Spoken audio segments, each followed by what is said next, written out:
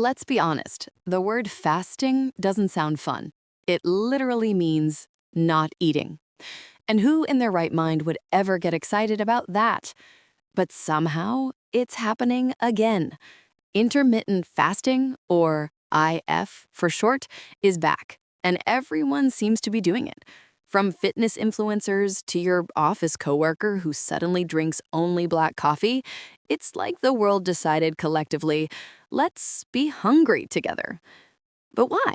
Why is something as ancient as skipping meals suddenly trendy again in 2025? Let's dig in without actually digging into food. A diet that's not a diet. The funny thing about intermittent fasting is that it's not really a diet. It doesn't tell you what to eat, just when. It's like the lazy person's version of discipline. No calorie counting, no meal prep madness, just a simple rule. Eat within a certain window and don't eat outside it.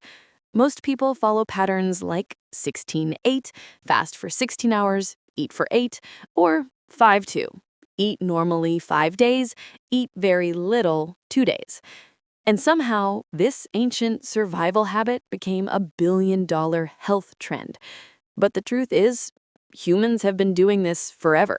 Our ancestors didn't call it intermittent fasting, they called it no food today. The difference is, now we have fancy apps, smartwatch trackers, and TikTok coaches telling us, your fasting window is starting, put down the fries. Why it's trending again.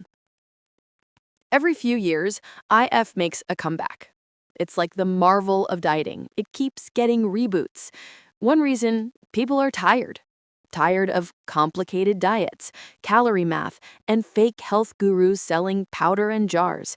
IF feels refreshing because it's simple, and for once, free. You don't need supplements or superfoods, you just stop eating for a bit. But science does back it up. Kind of. Studies have shown that short fasting periods can help regulate insulin, reduce inflammation, and improve metabolic flexibility. That's a fancy way of saying your body learns to switch from burning sugar to burning fat. When you fast, insulin drops. Your body goes, oh, no snacks. Fine, I'll burn what's stored. That's when magic happens. Fat burning, detox, and sometimes even mental clarity. And that last part, mental clarity, is what surprises most people. Some claim they think sharper when fasting, like their brain stops lagging. But is it clarity or just mild starvation euphoria? Science still debates that one. The brain game, hunger versus habit. Let's be honest. Hunger isn't just in your stomach. It's in your mind. Most of us don't eat because we're starving.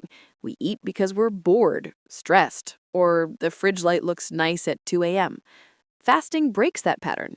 It forces you to sit with the feeling of wanting without instantly fixing it.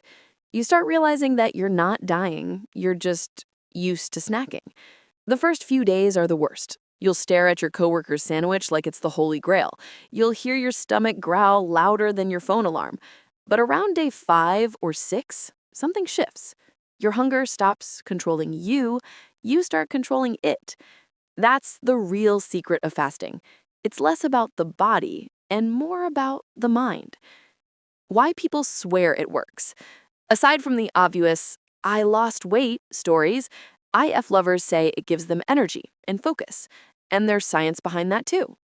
When your body doesn't have to digest constantly, it gets time to repair itself, a process called autophagy. It's basically your cells doing spring cleaning, tossing out damaged parts. Think of it as Marie Kondo for your mitochondria.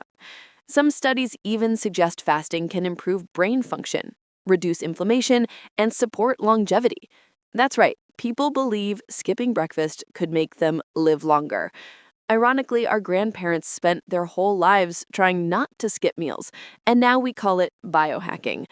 But let's be real, it's not for everyone. Before you start flexing your empty lunchbox, let's be honest, fasting can also backfire. Some people get dizzy, cranky, or develop hanger, hunger plus anger. Their productivity plummets faster than their blood sugar. Others binge eat once the window opens, turning intermittent fasting into intermittent feasting. And if you're the type who already skips meals without realizing it, doing IF might just make you tired, not toned. Doctors warn that fasting isn't for everyone, especially people with diabetes, eating disorders, or chronic stress. So before you start your no food challenge, maybe talk to an actual doctor instead of that guy on TikTok who drinks celery juice for dinner. So why is fasting hot again in 2025? Because the world's obsessed with optimization.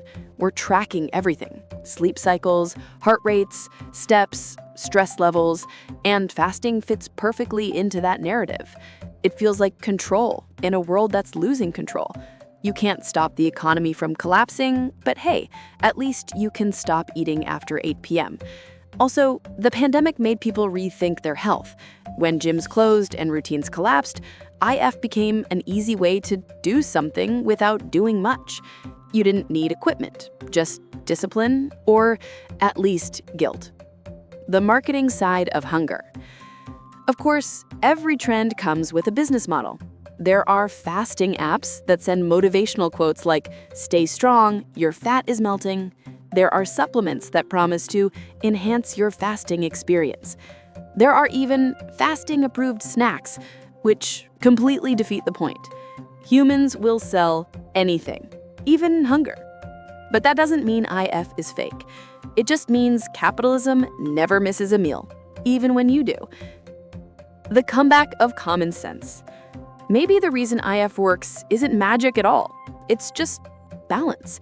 We live in a world that tells us to consume nonstop: food, content, information, drama. Fasting, in a way, is rebellion. It's saying, "No thanks, I'll take a break." It's the same reason meditation is trending. People are tired, not just physically, but mentally. Skipping a meal gives them a pause button in a noisy world.